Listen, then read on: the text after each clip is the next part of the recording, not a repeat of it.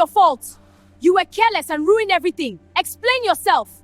What is this mess? Careless girl. Look at this, wasting good tomatoes. Hey, I'm so sorry, it was an accident. Please, I didn't mean for this to happen. I'm sorry. The day the baskets fell, everyone in the market went silent. Tomatoes rolled into the dust. Dried fish scattered near the gutter. And Ada stood in the middle of it all, her hands shaking, while her cousin pointed at her and shouted, "She did it on purpose." That was the day everything began to change. Ada was 16 years old when her mother died. Her mother had been a quiet woman who sold vegetables in the village market. She worked hard and never owed anyone. After she died from a short illness, Ada had no father to go to. So she moved into her aunt's house at the edge of the village. Her aunt, Mama Nkechi, was not poor. She owned one of the biggest stalls in the market. She sold rice, beans, gari, dried fish, palm oil, and sometimes cloth. People said she was sharp in business. Some said she was too sharp. Mama Nkechi had one daughter, Chioma. Chioma was the same age as Ada, but their lives were different from the first day Ada entered the compound. Ada slept in a small space near the kitchen. Chioma had her own room. Ada woke up before sunrise. Chioma woke up when the sun was already warm. Every morning, Ada carried heavy baskets to the market. Rice in one basket. Beans in another. Sometimes 2 baskets at once. She balanced them on her head and walked the long road without complaint. If the load was too heavy, she did not cry. If the sun was too hot, she did not grumble. If people stared at her worn slippers, she looked ahead and kept walking. Her aunt never said thank you. Instead, she would say, "Walk faster." Customers will not wait for lazy girls. Chioma would laugh and say, "Careful, don't fall like a weak goat." Ada never answered back. In the market, she arranged goods neatly. She greeted customers politely. She helped old women carry their purchases. If someone dropped money, she picked it up and returned it. People began to notice. "There is something different about that girl," an old man once said while buying gari. "She is not like her aunt," another woman replied. Mama Nkechi heard those whispers. She did not like them. One afternoon, when the sun was strong and the market was full, a small event changed everything. The village prince, Prince Obina, had returned from the city. He was not yet king, but everyone knew he would become king one day. His father was old, and people respected the royal family. Prince Obina was not proud. He liked to walk around the village without too many guards. He wanted to see how people lived. That day, he entered the market quietly with one friend. He saw Ada first.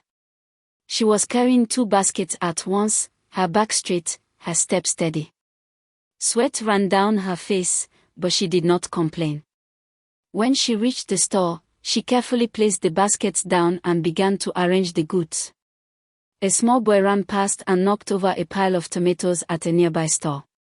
The woman selling them slapped the boy and shouted at him. Ada walked over. She bent down and helped pick up the tomatoes. "It was an accident," she said softly. "He did not mean to." She gave the boy one small tomato from her aunt's basket. "Go home before someone beats you again." The prince washed. Later, an old woman came to buy rice. She did not have enough money. Mama Nkechi was about to chase her away, but Ada quietly measured a smaller portion and whispered, "Take this. You can pay the rest next week." Her aunt saw this. "Are you running my business?" Mama Nkechi shouted. "Do you want to make me poor?" She slapped Ada in front of customers. The market became quiet for a moment. Ada did not cry. She only said, "I am sorry, auntie." The prince felt something move in his chest. Not pity. Respect. That evening, he asked his friend, "Who is that girl?" "That is Ada," his friend said. She lives with Mama Nkechi. People say she works harder than anyone. From that day, the prince found reasons to visit the market. Sometimes he bought nothing. He just watched. He noticed that Ada always carried the heaviest loads. She always greeted people first. She never spoke badly about her aunt or cousin, even when they mocked her openly. Chioma began to notice the prince's visits too. She liked attention. She liked fine clothes. She believed she deserved the prince's eyes. One afternoon, she wore her best dress and stood in front of the store, laughing loudly. She tried to speak to the prince when he passed. He greeted her politely, but his eyes searched for Ada. Jealousy began to grow in Chioma's heart. One evening at home, Chioma said to her mother, "The prince looks at Ada too much." Mama Nkechi frowned. Impossible. Why would a prince look at a girl who smells of sweat? But she had also seen the way he watched Ada.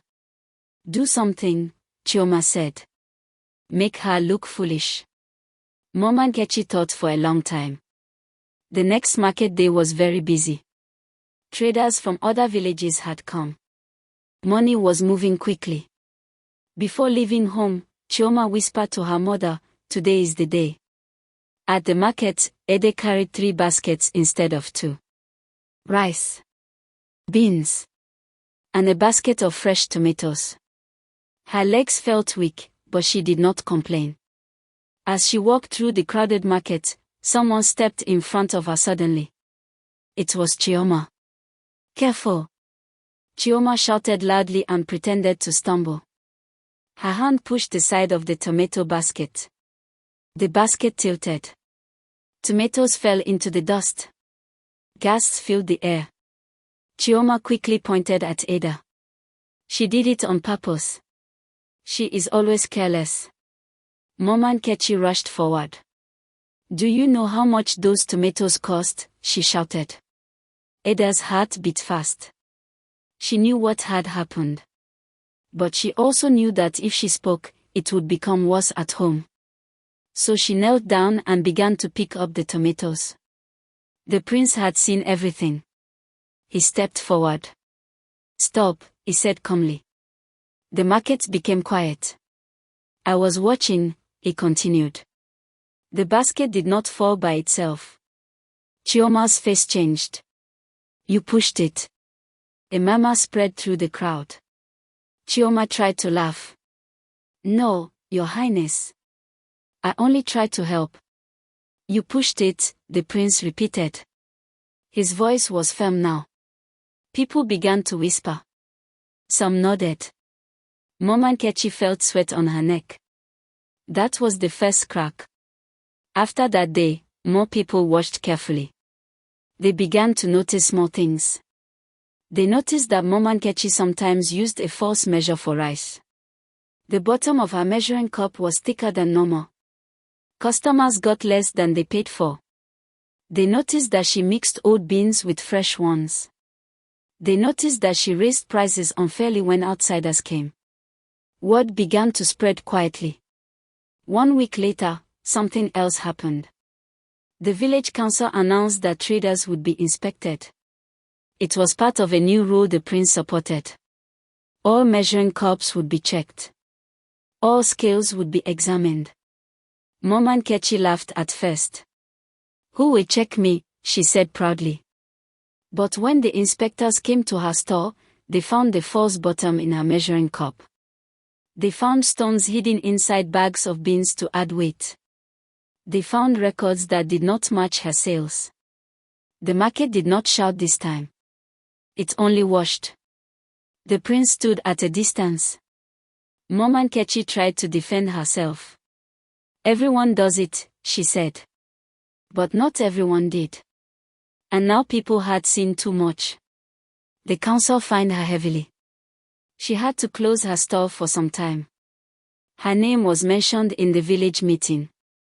Customers stopped coming even after she reopened. Trust, once broken, is hard to fix.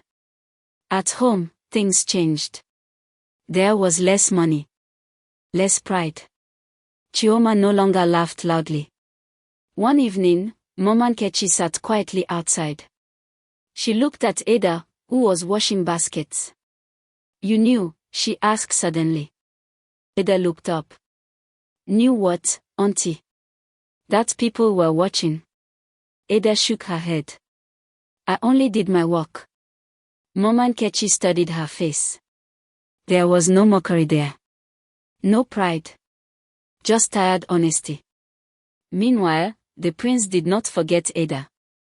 He began speaking to her openly in the market. Not as a prince. As a man. He asked about her mother. He asked about her dreams. She answered simply. She wanted a small shop of her own one day. She wanted to sell honestly. "You are not angry?" he once asked her. "About what?" she replied. "About how you have been treated." Ada thought for a moment. "If I carry anger, the baskets will feel heavier." The prince smiled at that. Months passed. The prince spoke to his father. He spoke to the elders. He made his intentions clear. He wanted to marry Ada.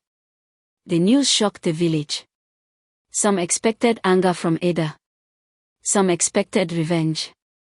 But when Mama Nkechi heard the news, she did not shout. She cried. Not loud tears. Quiet ones. She realized that her own dishonesty had brought her down. Not Ada. On the day Ada left the compound to prepare for marriage, she did not walk out with pride. She greeted her aunt properly. "Thank you for keeping me," she said. Mama Nkechi could not look her in the eye.